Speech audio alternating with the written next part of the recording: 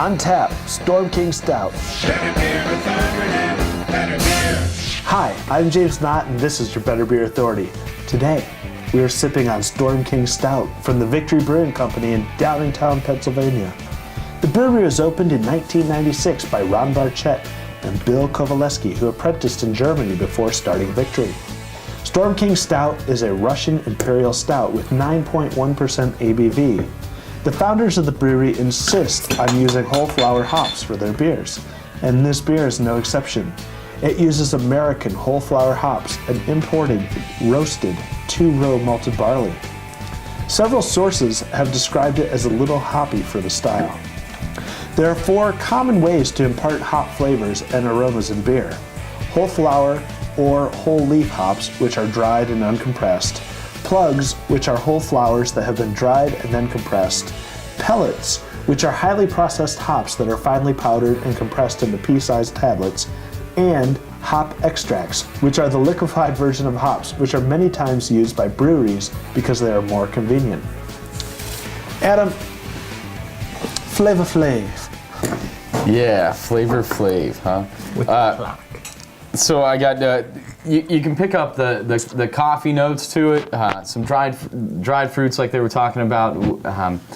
Then it's slightly bitter and alcohol finish to it. It leaves a dryness in your mouth, a bit of cotton mouth. Joby, could you explain some of those initial aromas that you were picking up on? For me, really picked out a blueberry scent. You know, I'm not sure if that's in there or not, but that's what my nose was picking up.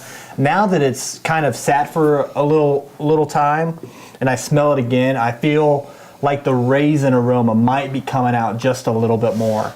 I agree with Joby on that. I think as we drink it, it gets warmer, and as we're going down, I think we poured it a little bit too heavy. The flavor and the aroma changes a little bit for me. Chris, some people describe this as a little hoppy for the style. Is this hoppier than you expected? No, it's different. It's fruity. It's got a dry back end, as Adam had mentioned. But the hops, I'd say they were on par. Not too strong, not there. Yeah. I mean, I'm not gonna call Chris out because he's new, but at the same time, I am gonna call him out for an Imperial Stout. He's new. You should punch him. Okay. My For an liver. Imperial Stout, this is hoppy. I mean, what do you think? I feel Joey? like compared to like Samuel Smith's or Samuel Adams.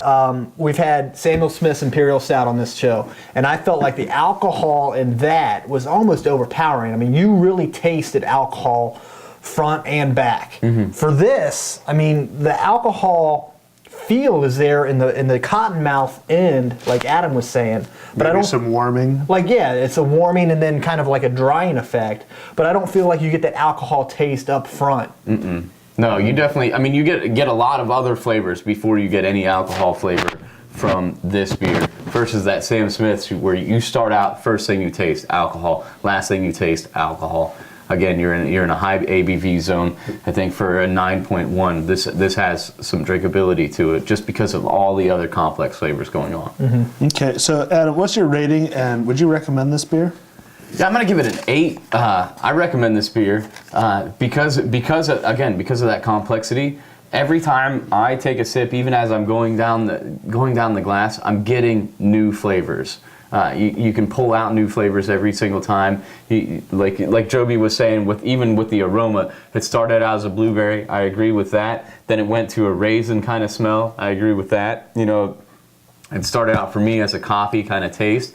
Now it's leaning a little bit chocolatey for me.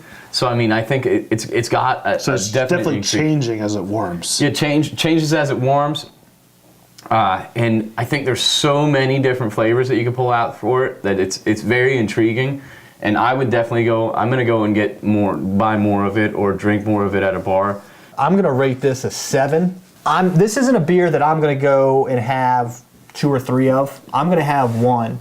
And then I'll be done with it. But, however, I'm going to rate it a 7 because I think it's very interesting and very complex, and I'm not 100% sure how to explain it. So therefore, I'm going to recommend it to my friends and be like, hey, you need to try this and tell me. Into America. Hey, you need to try this and tell me what it's like. I mean, it's good to me. It tastes good. It's not an all right finish. It's got high ABV, which is good. But tell me what you like. Okay, Chris. What do you got? Sure.